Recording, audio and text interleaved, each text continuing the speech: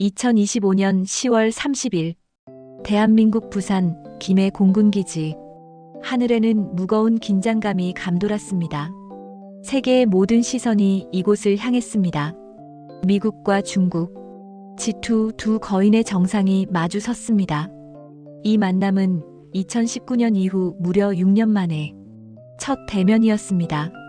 수개월간 두 나라는 살얼음판을 걸었습니다. 미국은 중국산 제품의 최고 145%의 관세 폭탄을 퍼부었고, 중국은 반도체와 희토류 통제로 맞불을 놨습니다. 글로벌 공급망 전체가 마비될 위기였습니다. 회담은 예상보다 짧은 100분 만에 끝났습니다. 미국 대통령은 상기된 표정으로 전용기에 올랐습니다. 그리고 기자들에게 역사에 남을 한마디를 던집니다. 10점 만점에 12점. 어메이징한 미팅이었습니다. 하지만 워싱턴의 반응은 냉담했습니다. 한 경제학자는 말했습니다. 미국이 얻어낸 주요 이익이 무엇인지 알기 어렵다. 영국 가디언지는 트럼프가 먼저 눈을 깜빡였다고 평가했습니다. 무엇이 이런 상반된 평가를 만들었을까요? 의제는 핵무기가 아니었습니다. 대만 문제도 아니었습니다. 논의조차 되지 않았습니다. 이날의 핵심 거래는 펜타닐과 콩, 그리고 자석이었습니다. 미국은 펜타닐 유입 차단을 대가로 악명 높던 펜타닐 관세를 20%에서 10%로 낮췄습니다. 중국은 미국의 대두, 즉 콩을 다시 사주는 대가로 자신들이 꺼내들었던 가장 치명적인 무기, 바로 희토류 수출 통제를 1년간 유예하기로 합의했습니다. 단 1년짜리 시한부 휴전이었습니다. 이 합의는 매년 재협상되어야 했습니다. 어떻게 이 미량의 원소가 세계 최강 대국을 협상 테이블에 앉히고 수십억 달러의 관세를 되돌리게 만들었을까요? 이것은 단순한 광물 이야기가 아닙니다.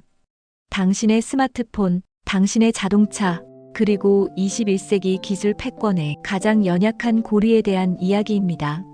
일부 신의 원소인가, 악마의 거래인가? 그렇다면 희토류란 정확히 무엇일까요? 이름은 18세기 말 스웨덴에서 처음 발견될 때 붙여진 오해입니다. 사실 희토류는 희귀하지 않습니다. 지각의 구리나 니켈만큼 어쩌면 더 풍부하게 존재합니다. 학술적으로 희토류는 주기율표의 17개 화학 원소 그룹입니다. 란타넘에서 루테튬까지의 15개 원소, 즉 란타넘족과 이들과 화학적 성질이 비슷한 스칸듐과 이트륨을 포함합니다.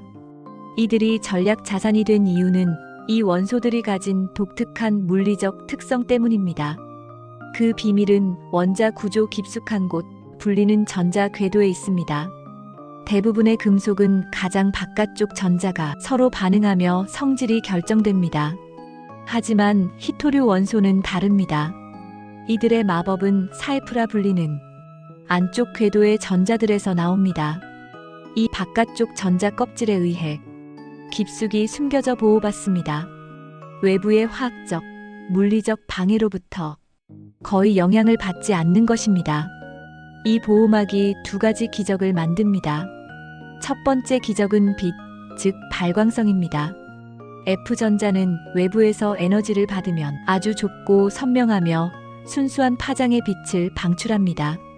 다른 원소들이 뭉툭하고 넓은 빛을 낼 때 희토류는 레이저처럼 정확한 색을 뿜어냅니다. 여러분의 스마트폰 화면이 눈부시게 선명한 빨간색, 녹색, 파란색을 내는 이유. 그것이 바로 희토류 형광체 덕분입니다. 두 번째 기적은 힘, 즉 자성입니다. 대부분의 물질에서 전자가 궤도를 도는 힘, 궤도 가군동량은 주변 원자들의 방해로 상쇄되어 사라집니다. 하지만 희토류의 사이프 전자는 다릅니다. 보호막 안에 숨어 있기 때문에 이 궤도의 힘이 사라지지 않고 보존됩니다. 이 보존된 궤도 운동과 전자의 스핀 운동이 결합하여 다른 어떤 원소도 흉내낼 수 없는 엄청나게 강력한 자기 모멘트를 만들어냅니다. 이것이 희토류가 가장 강력한 자석의 심장이 되는 이유입니다. 하지만 이 원소들은 또 다른 저주를 받았습니다. 란탄엄족 수축이라 불리는 현상입니다. 주기율표에서 원자 번호가 커질수록 원자의 크기도 커지는 것이 보통입니다. 하지만 란탄엄족은 정반대입니다. 번호가 커질수록 원자에게 양성자가 늘어나는데 앞서 말한 사이프 전자의 보호막이 이 강해진 핵의 힘을 제대로 가려주지 못합니다. 결과는 원자핵이 바깥 전자를 더 세게 끌어당겨 원자 번호가 커질수록 원자의 크기가 오히려 계속 줄어드는 기현상이 발생합니다. 이 란탄엄족 수축 때문에 17개 히토류 원소들은 크기가 거의 비슷하고 화학적 성질은 사실상 쌍둥이처럼 똑같아집니다. 이것이 문제입니다. 광산에서 캐낸 히토류 원광석은 이 17개의 쌍둥이들이 모두 뒤엉켜 있는 하나의 진흙입니다. 이들을 하나하나 분리하는 과정이 바로 정제입니다. 이 과정은 기술적 그리고 환경적 재앙에 가깝습니다. 수천, 수만 번의 복잡한 화학 공정을 거쳐야 겨우 쌍둥이들을 분리할 수 있습니다. 1990년대 미국은 세계 최대의 히토류 생산국이었습니다. 캘리포니아의 마운틴 패스 광산이 그 중심이었죠. 하지만 정제 과정에서 나온 방사성 독성 폐기물 유출 사고가 연이어 터졌습니다. 지역 사회는 뒤집혔고 천문학적인 환경 규제와 비용이 청구되었습니다. 결국 2000년대 초 마운틴 패스는 문을 닫았습니다. 서방 기업들은 이 더럽고 돈 안 되는 산업을 기꺼이 포기했습니다. 그리고 그 공정을 한 나라가 전략적으로 도맡았습니다. 바로 중국입니다. 이곳은 중국 내임원구 바오터우시입니다. 세계 최대의 히토류 생산 기지입니다. 그리고 이곳엔 거대한 인공 호수가 있습니다. 물이 아니라 수십 년간 히토류를 정제하고 남은 방사성 물질과 중금속, 강산성 폐수가 수천만 톤 쌓인 곳입니다. 현지인들은 이곳을 죽음의 호수라 부릅니다. 중국은 서방이 회피한 이 보이지 않는 비용을 국가 차원에서 감수했습니다. 그 대가로 무엇을 얻었을까요? 전 세계 히토류 채굴의 약 70%, 그리고 가장 핵심적인 병목인 원석을 개별 원소로 분리하는 정제 및 분리 공정의 90% 이상을 장악했습니다. 영구 자석 제조는 93%입니다.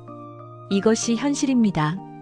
2024년 미국이 마운틴 패스 광산을 다시 열었지만 그 원석 농축액을 정제할 대규모 시설이 미국 본토엔 없습니다. 그들은 채굴한 원석을 여전히 중국으로 보냅니다. 중국은 미국의 광물로 최종 제품을 만들어 미국에 역수출합니다. 이것이 바로 중국이 쥔 전략적 질식점, 초크 포인트입니다. 2부 기술의 심장, 인질이 된 미래. 왜 우리는 이 질식점에서 벗어나지 못할까요? 21세기를 움직이는 거대한 심장들이 모두 히토류라는 혈액에 의존하기 때문입니다. 첫 번째 심장, 그린 혁명입니다. 전기차의 심장은 영구자석 모터입니다. 이 모터의 핵심이 바로 네오디뮴 자석입니다. 네오디뮴, 철, 붕소를 합쳐 만듭니다.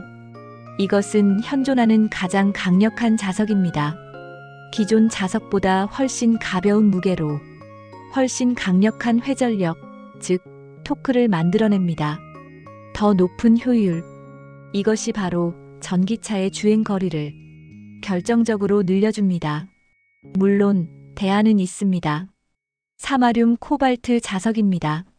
사마륨 코발트 자석은 섭씨 300도가 넘는 극한의 고온에서도 자력을 잃지 않습니다. 하지만 네오디뮴 자석보다 자력이 약하고 원재료인 코발트 가격이 훨씬 비쌉니다. 따라서 가격과 효율이 생명인 대중적인 전기차 시장은 사실상 네오디뮴 자석에 갇혀 있는 것입니다. 두 번째 심장, 디지털 혁명입니다. 히토류는 자석에만 쓰이지 않습니다. 이것은 반도체 웨이퍼의 표면입니다. 현대 반도체는 머리카락 두께의 수천 분의 1에 불과한 미세한 회로층을 수백 개 쌓아 올린 마천루입니다. 각 층을 쌓을 때마다 표면은 원자 단위로 완벽하게 평탄해야 합니다. 단 하나의 층이라도 미세하게 울퉁불퉁하다면 그 위로 쌓이는 모든 회로는 합선을 일으키고 수조원짜리 공장에서 만든 칩은 모두 불량이 됩니다. 이 평탄화 공정이 바로 CMP입니다. 화학적, 기계적 연마. 웨이퍼를 거대한 패드에 대고 특수한 연마제를 부어 닦아냅니다. 이때 쓰이는 우윳빛 연마제, 슬러리의 가장 핵심적인 성분이 무엇일까요? 바로 희토류인 산화세륨, 즉 세리아입니다. 세륨 입자는 화학적으로 실리콘 산화막을 부드럽게 만들고 동시에 기계적으로 깎아내는 유일무이한 완벽한 연마제입니다. 반도체 공정에서 산화세륨을 대체할 물질은 사실상 존재하지 않습니다. 이것만이 아닙니다. 세 번째 심장, 국방과 안보입니다. 현대 무기 체계는 희토류 없이는 단 하루도 작동할 수 없습니다. 미국의 전투기, 버지니아급 핵 잠수함, 그리고 무인기, 드론에 이르기까지 모든 핵심 부품에 희토류가 쓰입니다. 가장 치명적인 것은 정밀 유도 무기입니다. 토마호크 미사일이나 스마트 폭탄이 목표물을 정확히 추적하는 이유는 꼬리날개에 달린 핀 액추에이터 때문입니다. 이 작은 모터가 초고속으로 날개를 움직여 비행 경로를 수정합니다. 이 모터는 극한의 고열과 진동을 견뎌야 합니다. 여기에 바로 고온에 강한 사마륨 코발트 자석이 사용됩니다.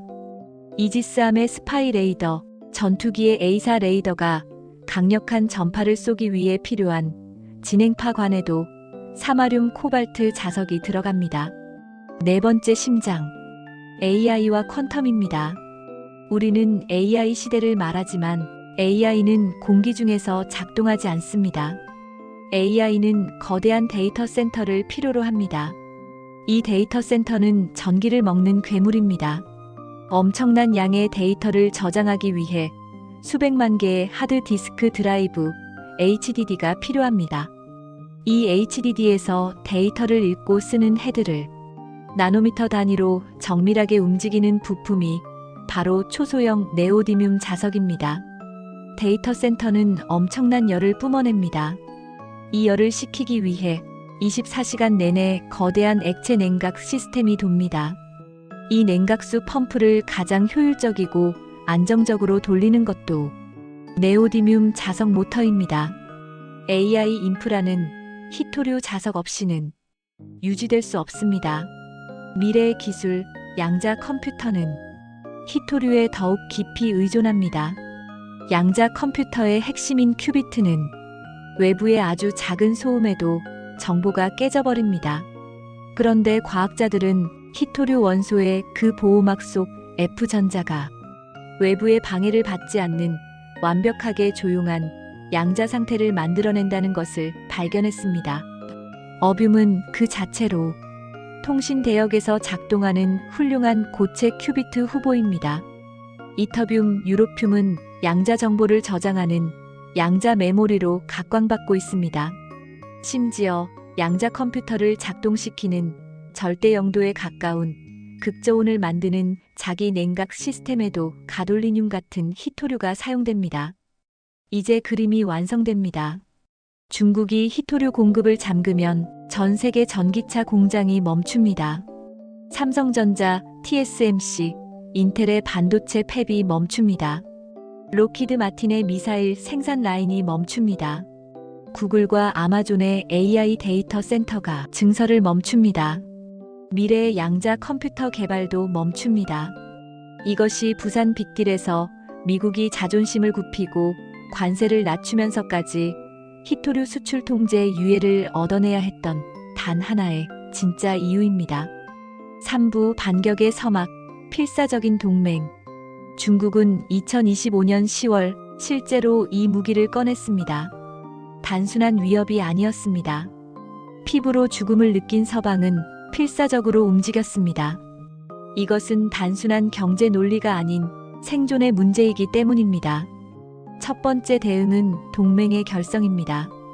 이름하여 광물 안보 파트너십 MSP입니다.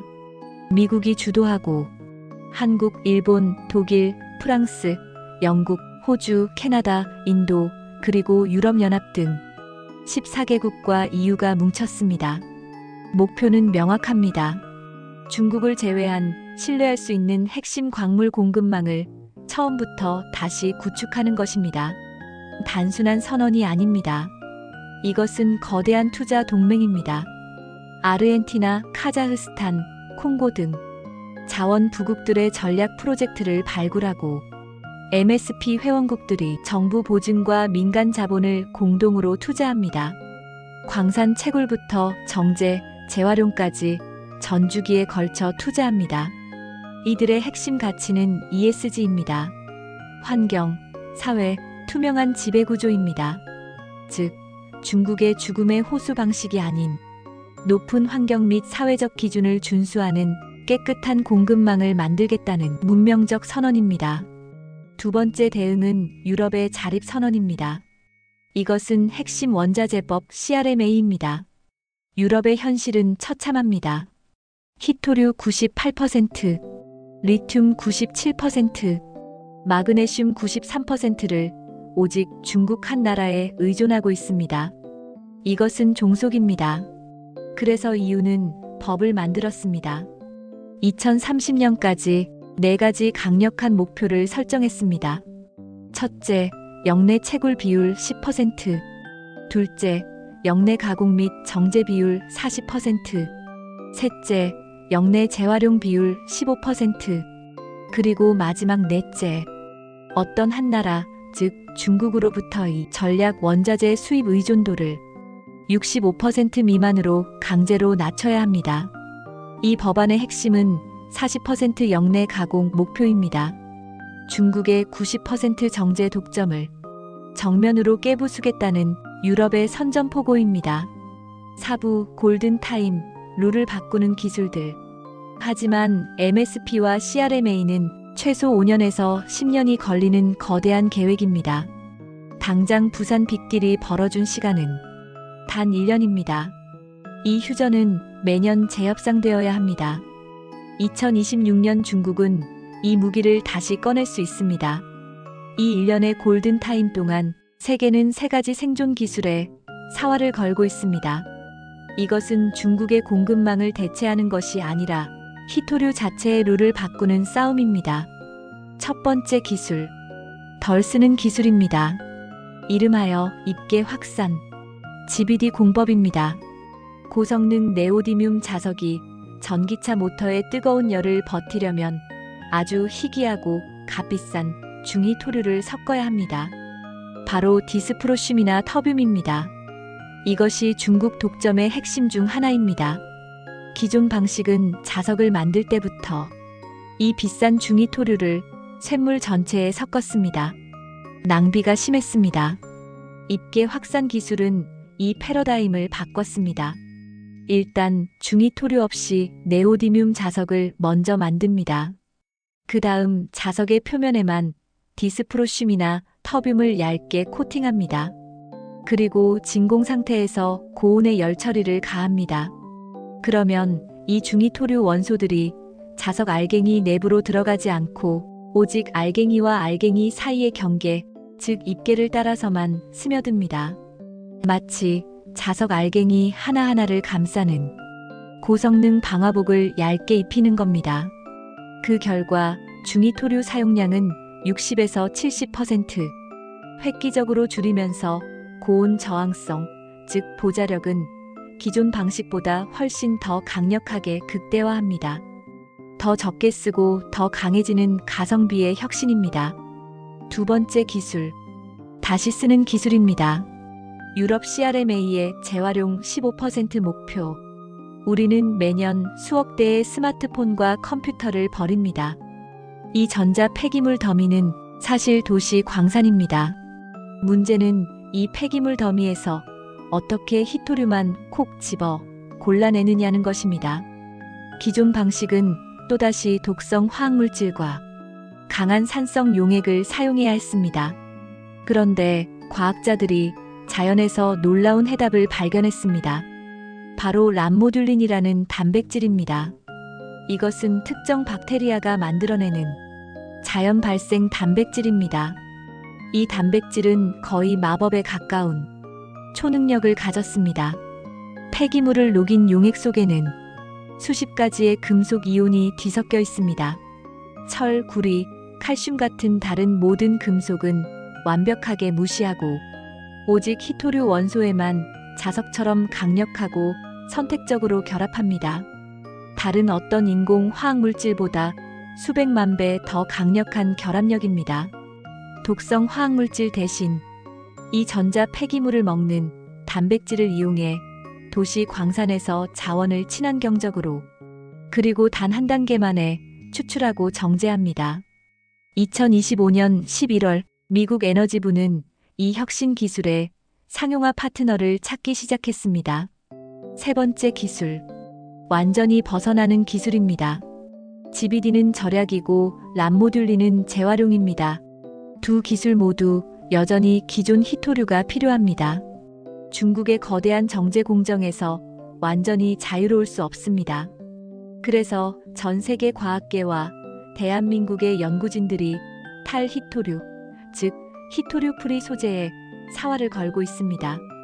대한민국은 반도체, 전기차, 가전의 글로벌 생산 기지입니다.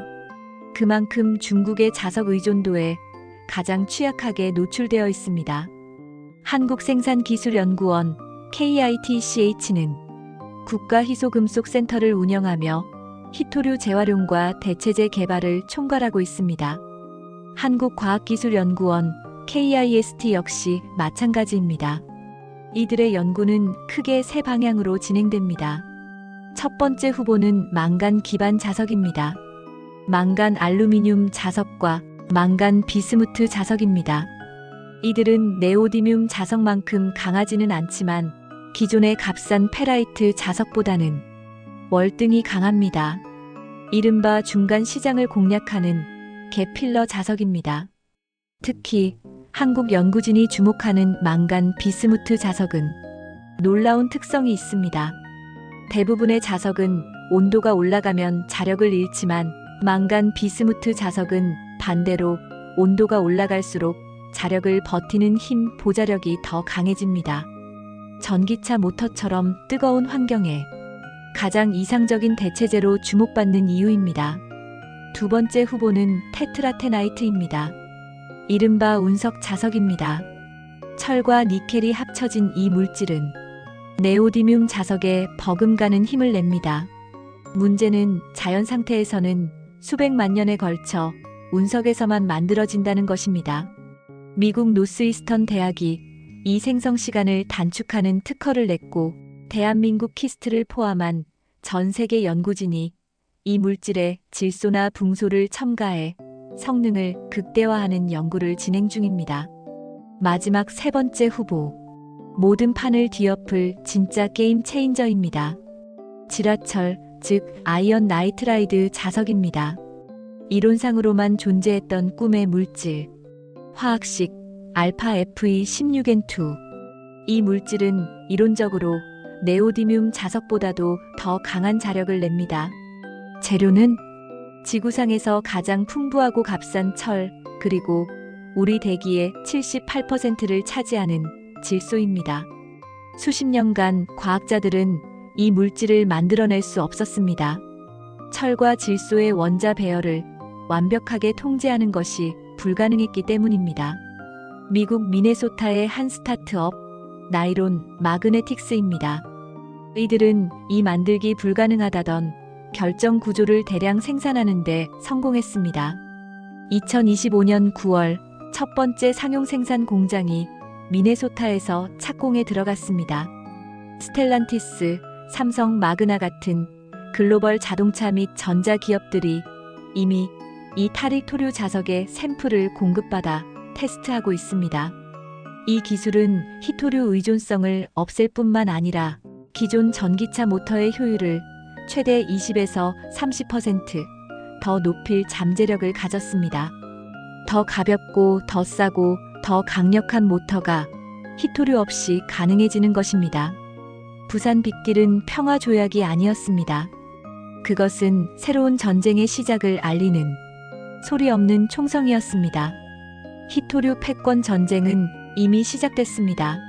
한쪽은 30년간 감수한 환경 비용을 담보로 공급과 가격을 통제하며 기존의 질서를 지키려 합니다. 다른 한쪽은 가치와 동맹을 기치로 공급망을 재편하는 동시에 이 모든 판을 무의미하게 만들 혁신 기술에 모든 것을 걸고 있습니다. 이 전쟁의 미래는 두 갈래로 나뉩니다. 하나는 여전히 땅속 자원을 통제하는 자가 승리하는 익숙한 미래입니다. 다른 하나는 과학의 힘으로 그 자원조차 필요 없게 만드는 자가 승리하는 새로운 미래입니다. 결국 이 전쟁의 최종 승자는 땅에서 더 많이 캐내는 나라가 아니라 땅에 의존하지 않는 기술을 누가 먼저 손에 쥐느냐에 달려 있습니다. 이상으로 눈에 보이지 않는 전쟁, 이념과 생존을 건 세기의 한판 승부, 히토류 전쟁에 대한 내막 보고를 마칩니다. 대한민국은 그 어느 때보다도 더 지혜를 발휘하여 반드시 이 전쟁에서 살아남아서 우리 후손들에게 민족 중흥의 역사적 사명을 다한 장한 부모 형제로 기억되길 바랍니다.